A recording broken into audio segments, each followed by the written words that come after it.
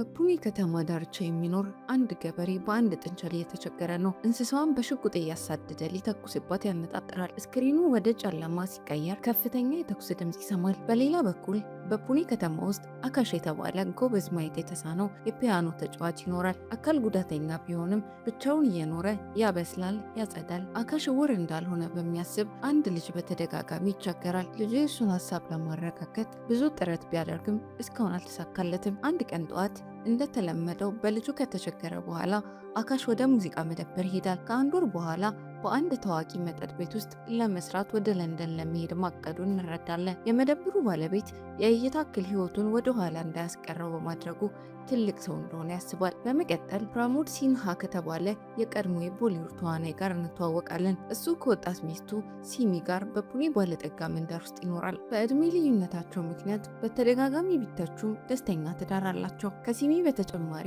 የፕራሞድ ብቸኛ የቅርብ ቤተሰብ ከመጀመሪያው ጋብቻ የወለዳት ዳን የተባለችው ልጁ ናት። እሷ ከጥንዶቹ ጋር አትኖርም፣ ነገር ግን አልፎ አልፎ ትጠይቃቸዋለች። አንድ ቀን ከሰዓት በኋላ አካሽ መንደር ለመሻገር ሲሞክር በስኩተር ይገጫል። ሹፌሯ ሶፊ የምትባል ሴት ስትሆን እሱን ካነሳችው በኋላም ቢሆን በጣም ታዝናለች። እንደ ይቅርታ መጠየቂያ ለምሳ ትጋብዘዋለች። ለተወሰነ ጊዜ ከተነጋገሩ በኋላ አካሽ የፒያኖ ተጫዋች መሆኑን ስታውቅ ሶፊ በአባቷ ምግብ ቤት ውስጥ እንዲጫወት ትጋብዘዋለች። በኋላ ያንን ቀን አካሽ ወደ ቤት ተመልሶ መነጽሩንና ጭጋጋማ ሌንሶቹን ያወልቃል። እዚህ ጋር ነው ዕውር ነኝ ብሎ ሲዋሽ እንደነበር የሚታወቀው። ይህንን የሚያደርገው የፈጠራ ስሜቱን ለማነቃቃት እንደ ዘዴ በመጠቀም እንደሆነ ያስረዳል። ማየት አለመቻሉ በሌላ መንገድ የማይታየውን የሙዚቃ እይታ ይሰጠዋል። ስለሆነም ላለፉት ጥቂት ዓመታት በውሸት እየኖረ ሙያውን ሲገነባ ቆይቷል። በሚቀጥለው ቀን ለመጀመሪያ ጊዜ ወደ ሶፊ ምግብ ቤት ሄዶ ፒያኖ ይጫወታል። ሁሉም ሰው በጣም ይደነቃል። በዋናነት ግን ዕውር ስለመሰላቸው ነው። በአጋጣሚ ፕራሞድም በምግብ ቤት ውስጥ ነበር። በአካሽም እኩል ተደንቋል። የእሱና የሲሚ ሶስተኛው የሰርግ ዓመታዊ በዓል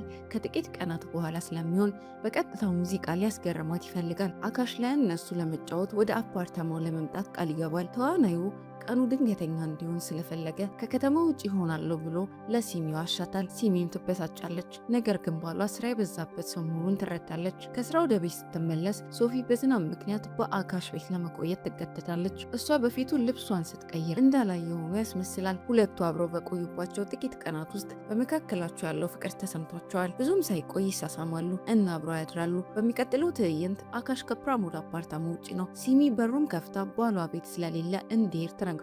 አካሽ እዚህ መገኘት እንደነበረበት አጥብቆ ይናገራል። እሷ ግን አትሰማውም። ነገር ግን አንድ አሮጌ ጎረቤት ሲያያቸው ሲሚ ምቾት አይሰማትም እና አካሽን ታስገባዋለች። እሱ ወደ ስራው ገብቶ እየተደሰተ ይጫወታል። ነገር ግን ይህ የሚሆነው የፕራሞድን አስክሬን ወለል ላይ እስኪያይ ድረስ ነው። የፒያኖ ተጫዋቹ በጣም ይደነግጣል፣ ነገር ግን መጫወቱን አያቆምም። ሲሚ አካሽ ማየት ስለማይችል እሱን ለመደበቅ በቂ ጊዜ እንዳላት በማሰብ የባሏን አስክሬን ችላ ትለዋለች። ከተወሰነ ጊዜ በኋላ እሱ ወደ መጸዳጃ ቤት ያቀናል እና የሞተውን ሰው ሙሉ በሙሉ ያያል። በረጋ መንፈስ ወደ መጸዳጃ ቤት ይገባል፣ ነገር ግን አንድ ሰው ውስጥ ተደብቆ ያያል። አካሽ እየተደናገጠ መሆኑን ሳያስታውቅ በፊቱ ይሸናል እና ወደ ፒያኖ ይመለሳል። አንድ የኋላ ትዕይንት ሲሚና እንግዳው ሰው ከፕራሞድ ጀርባ የፍቅር ግንኙነት እንደነበራቸው ያሳያል። በድርጊቱ ላይ ሲይዛቸው ይደነግጡና ተኩሰው ይገሉታል። አካሽ መጫወቱን በቀጠለበት ወቅት ገዳዮቹ ውቅያኖሱን አስድተው የፕራሞድን አስክሬን በሻንጣ ውስጥ ያደርጉታል። በመቀጠል ሲሚ ከፕራሞድ ጋር እንደምታወራ በማስመሰል ወደ ቤት የተመለሰ እንዲመስል ለማድረግ ትሞክራለች። አካሽ አብሮ በመጫወት ተሰናብቶ ይወጣል። በውጭ ሁሉንም ነገር ለማሰብና ቀጥሎ ምን ማድረግ እንዳለበት ለመወሰን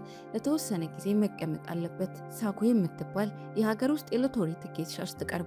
ባጃጅ በመጥራት ልትረዳውም ትሞክራለች። የባጃጅ አሽከርካሪው ሙርሌ አካሽን እንደ መደበኛ ደንበኛ ያውቀዋል እና በጠየቀው መሰረት ወደ ፖሊስ ጣቢያ ያመጣዋል። አካሽ ያየውን ለፖሊስ ለመንገር ወስኗል። ነገር ግን ይህንን ለማድረግ ሰከንዶች ሲቀሩት የፖሊስ ዋና ኢንስፔክተር ማኑሃር ይደርሳል። እሱ በግድያው ውስጥ የሲሚ ተባባሪ የነበረው ያ ሰው ነው። አካሽ በንግግሩ መካከል ይደነግጣል እና ስለ ድመቱ መገደል እያማረረ እንደሆነ ያስመስላል። ማኑሃር ወዲያውኑ ይለየዋል እና የሞተችው ድመት ታሪክ እውነት መሆኑን ለማየት ወደ ቤቱ አብሮት ይሄዳል። በተጨማሪም አካሽ በትክክል ዕውር መሆኑንና ስለ ፕራሞድ ሞት እንደማያውቅ ማረጋገጥ ይፈልጋል። ይህንን ለማድረግ ቢላዋ ይወረውርበታል። ነገር ግን አካሽ አይደነግጥም። ኢንስፔክተሩ ከሄደ በኋላ አካሽ ወደሚሰራበት ምግብ ቤት ይሄዳል። ጥርጣሬ እንዳይፈጠር በተለመደው ሁኔታ መንቀሳቀስ እንዳለበት ያውቃል። ሲሚም ወደ ምግብ ቤቱ ትመጣለች። ባሏ ለስራ እንደወጣ ለሰዎች በተፈቀደ ትነግራለች። ከዚያም በማግስቱ ጠዋት የፕራሞድ ሞት በዜና ላይ እንደ ዝርፊያ ወንጀል ይለቀቃል። እሱ በአንድ ድልድይ አጠገብ በመኪናው ውስጥ ሰዓቱና ጌጣጌጦቹ ጠፍተው ተገኝተዋል። ማኑሃር እውነቱ መቼም እንዳይወጣ ለማድረግ ጉዳዩን በእጁ ይወስዳል። ለምርመራ የፕራሞድ ልጅ ዳኒ፣ ሲሚና አካሽ ወደ ፖሊስ ጣቢያ ይጠራሉ። ዳኒ አባቷን የገደለችው እሷ መሆኗን ሳታውቅ ከሲሚ ማረጋጊያ ትፈልጋለች። ይህ በእንዲህ እንዳለ አካሽ እንደ ፕራሞድ መሆንን በመፍራት እውነቱን ከመናገር ይቆጠባል። በቀብሩ ላይ አካሽ ወደ ቤት ሲመጣ ያየችው ጎረቤታቸው ወይዘሮ ዲዛ ወደ አንድ ፖሊስ ትቀርባለች። በሞተበት ቀን የጎረቤቱን አፓርታማ እየተከታተለች ነበር እና ስለ ታሪኩ የሆነውን ነገር የተሳሳተ መሆኑን ታውቃለች። ሲሚ ጉዳዩን ከመረመረች አሮጊቷ ሴት ችግር እንደምትሆን ታስባለች። ስለሆነም በሚቀጥለው ጊዜ ብቻቸውን ሲሆኑ ወይዘሮ ዲዛን ከባህር ሰላጤው ላይ ገፍትራ ትገላታለች። ለአካሽ እድል መጥፎ ሆኖ ክስተቱን ይመሰክራል እና ለሁለተኛ ጊዜ ምንም እንዳላየ ማስመሰል አለበት። በፍጥነት ወደ ቤት ሮጦ ሁሉንም ነገር ለመንገር ለሶፊ ይደውላል። እሱ የማያውቀው ነገር ቢኖር ያ አስቸጋሪ ጎረቤት ልጅ በተመሳሳይ ጊዜ ቪዲዮ እያነሳ መሆኑን ነው። ሶፊ ከመምጣቷ በፊት ሲሚ ከፕራሞድ ቀብር የተረፈ ጣፋጭ ይዞ ወደ ቤቷ ትመጣለች። አካሽ ጥንቃቄ ያደርጋል እና እንድትገባ ይጋብዛታል። ቡና ያዘጋጅላታል እና ዘወር ሲል ሲሚ አጋንንት ፊት ጭንብል ለብሳ ያያታል። ልታስደነግጠውና በውሸቱ ልትይዘው ትፈልጋለች። እሱ ግን ምንም አይነት ምላሽ አይሰጣትም። እየተጫወቱ ሳለ ሲሚ ሽጉጥ ትቀስርበታለች። ይህም አካሽ እውነቱን እንዲናገር ያደርገዋል። ስለ ግድያው ለማንም እንደማይናገርና ወዲያውኑ ወደ ለንደን እንደሚሄድ ይምላል። ድንገት ራሱን ያዞረውና ራሱን ስቶ ይወድቃል። ሲሚ የሰጠችውን ጣፋጭ በእጽ መርዛው ነበር። ሶፊ እሱን ልታገኘው ስትመጣ ልጁ አካሽ ዕውር እንዳልሆነ የሚያረጋግጠውን ቪዲዮ ያሳያታል። በሩን በኃይል ታንኳኳለች። ነገር ግን የምትቀበላት ራቁቷን የሆነችው ሲሚ ናት። አሁንም ራሱን ስቶ ከነበረው አካሽ ጋር እንደተኛች ታስመስላለች። ልቧ የተሰበረው ሶፊ ከዚያ በኋላ በቀጥታ ትሄዳለች። አካሽ ከሰዓታት በኋላ በአይኑ ላይ እንግዳ ስሜት እየተሰማው ይነቃል። ለመክፈት ሲሞክር ምንም ማየት እንደማይችል ይረዳል። በእውነቱ በሲሚ ዕውር ተደርጓል። ስለዚህ እውነቱን ለመናገር ቢሞክር እንኳን ሰዎች አያምኑትም። ለሶፊ ለእርዳታ ይደውላል፣ ነገር ግን ትዘጋዋለች። ምንም አማራጭ አያገኝም። ይህ በእንዲህ እንዳለ ክስተቶቹ በማኑሃርና በሲሚ ግንኙነት ላይ ስንጥቅ ፈጥሯል። አካሽን ከማወር ይልቅ ስላልገደለችው ተቆጥቷል። ሲሚ ተከታታይ ገዳይ እንዳልሆነች ትከራከራለች። ስራውን እንዲያጠናቀቅ ትልከዋለች። ሲጨልም ፖሊሱ ሰብሮ በመግባት የፒያኖ ተጫዋቹን አንቆ ለመግደል ይሞክራል። አካሽ ይታገላል። እነሱን ከቆሰለው በኋላ ለማምለጥ ይሳካለታል። ነገር ግን ከዛ በኋላ በሰፈር ውስጥ ለመንቀሳቀስ ይቸገራል። ጠዋት ላይ በዶክተር ሶሃሚ፣ በባጃጅ አሽከርካሪው ሙሪልና በሎተሪ ሻጯ ሳኩ ተከቦ በሆስፒታል ውስጥ ይነቃል። ትላንት ማታ መንገድ ላይ አግኝተውት ወደ ሆስፒታል አመጡት። ዶክተር ሶሃሚ በአካሽ ጥያቄ መሰረት ከአይን ሐኪም ጋር ቀጠሮ ይይዛል። የእሱ የመጀመሪያ ምርጫ አይኖቹን ማስመርመርና ከዚያም ሀገሪቱን ጥሎ መሸሽ ነው። ነገር ግን ሰዓታት ቢያልፉም ወደ ዶክተር አይወሰድም። በውጭ ሳኩ ሙሪልና ዶክተሩ ሊያገኙት ስላሰቡ የገንዘብ መጠን ይወያያሉ። አካሽ ምንም የቤተሰብ አባል የሌለውና ቀላል ኢላማ በመሆኑ የአካል ክፍሉን በጥቁር ገበያ ለመሸጥ አቅደዋል። በሆስፒታል አልጋ ላይ ሲያስቀምጡት አካሽ ስለ ቀዶ ጥገና ሲያወሩ ሰምቶ ይደነግጣል። መጥፎ ነገር ለማድረግ ማቀዳቸውን በግልጽ በማሳየት ያስሩታል። ማደንዘዣ ይሰጡታል። ነገር ግን ራሱን ከመሳቱ በፊት አካሽ ሳኩ በክንዱ ላይ የጌታ እግዚአብሔር ንቅሳት እንዳላት ይጠቅሳል። ስለ ንቅሳቱ ማንም ነግሮት ስለማያውቅ ሶስቱ ይደነግጣሉ። ከፈጣሪ የተሰጠ ምልክት እንደሆነ ያስባሉ እና እቅዱን ለመሰረዝ ይወስናሉ። ሲነቃ አካሽ ሊገደል እንደነበር ይነገረዋል። ቡድኑ በትክክል ዕውር መሆኑን ይጠይቁታል። አካሽ ያረጋግጣል እና ለእነሱ የተሻለ ገንዘብ ማግኛ መንገድ ይጠቁማል። ገንዘቡን ካገኙ ህይወቱን እንደሚመሩትና እንደሚለቁት ተስፋ ያደርጋል። በመቀጠል ስለ ማኑሃር፣ ሲሚና ባሏን እንዴት እንደገደሉት ሁሉንም ነገር ይነግራቸዋል። ነገር ግን ገዳዮቹን ማስፈራራት ከቻሉ ለቡድኑ ሊያካፍሏቸው የሚችሉ $1 ሚሊዮን እንዳላቸው ይጨምራል። አይኖቻቸው በስግብግብነት ይበራሉ እና ከዚያ በኋላ አካሽን ለመርዳት ይወስናሉ። በሚቀጥለው ትዕይንት ሲሚ አካሽ ከዳኒ ጋር ፒያኖ ሲጫወት ለማየት ወደ ቤት ትመለሳለች። በልጁ ድፍረት ትደነግጣለች እና እውነቱን ይገልጣል ብላ ትጨነቃለች። ስለሆነም በፍጥነት ማኑሃርን ደውላ ወደ አንድ ቦታ እንዲመጣ ትጠይቀዋለች። ከዚያ በኋላ አካሽን ወደ ማኑሃር ወስዳ ለመግደል መኪና ውስጥ እንዲገባ ትጋብዘዋለች። በመንገዳቸው ላይ አካሽ የአይን ብሌን ንቅለ ተከላ ለማድረግ አፉን እንዲዘጋ 10 ላክ ሩፒስ የህንድ ገንዘብ ይጠይቃታል። ምንም አይነት ገንዘብ ለመስጠት ፈቃደኛ አትሆንም። ነገር ግን አካሽ አስቀድሞ ሌላ እቅድ አለው። የሙሊ ባጃጅ መኪናቸውን ይዘጋዋል እና ሲሚት ትኩረቷ ሲሰረቅ አካሽ ያደነዝዛታል። በመቀጠል ቡድኑ ለህይወቷ ምትክ ከማኑሃር ከፍተኛ ቤዛ ለመጠየቅ በማሰብ እሷን ያግቷታል። በመቀጠል አካሽ የማኑሃርን ሚስት ራሲካን ደውሎ ሁሉንም ነገር ይነግራታል። የባሏ ስም እንዳይጠፋ ካልፈለገች እስከ ነገ ሚሊዮን ሩፒስ እንድትሰጣቸው ትጠየቃለች። የቁጣ ችግር ያለባት ራሲካ አእምሮዋን ታጣለች። ባሏን ለመግደል ትዝታለች እና ስልክ ሲደወልላት ብቻ ትቆማለች።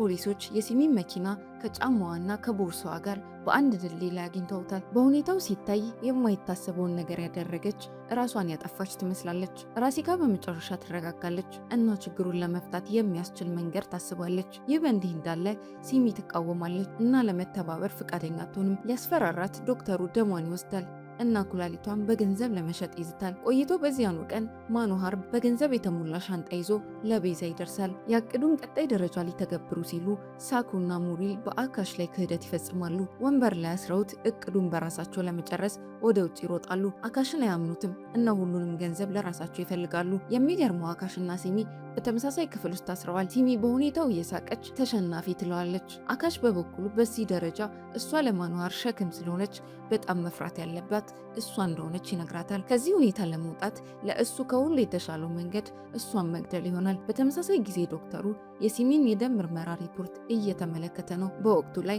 በተጠቀሰው ነገር ፊቱ ይበራል እና በፍጥነት እሷን ለማግኘት ይሄዳል። በተደበቁት ቦታ ሙርሌ ገንዘብ ከረጢቱን ለማግኘት ይሳካለታል። ነገር ግን ማኖሃር ከመሮጡ በፊት ይተኩስበታል። ሳኩ ትደነግጣለች እና ኢንስፔክተሩን በሊፍት ውስጥ ወጥመድ ውስጥ ትከተዋለች። ከዚያም ወዲያውኑ ከረጢቱን ትሰርቃለች። በመቀጠል ሙርሊን ወደ ሆስፒታል ታመጣዋለች። ነገር ግን ሊድን የማይችልበት ደረጃ ላይ ደርሷል። በተጨማሪም የተቀበለችው ገንዘብ ሐሰተኛ መሆኑን ትረዳለች። ይህ በእንዲህ እንዳለ ሲሚ በእጆቿ ዙሪያ ያለውን ገመድ ፈታ አካሽን ለመግደል ጥቃት ትሰነዝራለች። ነገር ግን በዶክተር ሷሚ ምክንያት ትቆማለች። እሷ ራሷን እስኪያስታት ድረስ ወደ ትግል ውስጥ ይገባሉ። ዶክተሩ በጀርባ ሳጥን ውስጥ ያስገባትና ከአካሽ ጋር ወደ ሙምባይ ይነዳል። በመንገድ ላይ ሲሚ እጅግ በጣም ያልተለመደ የቢአርኤች ኔጌቲቭ የደም አይነት እንዳላት ያብራራል። የአንድ ባለጠጋ ሰው ልጅ እንደ ሲሚ ካለ ሰው የጉበት ንቅለ ተከላ በጣም ትፈልጋለች።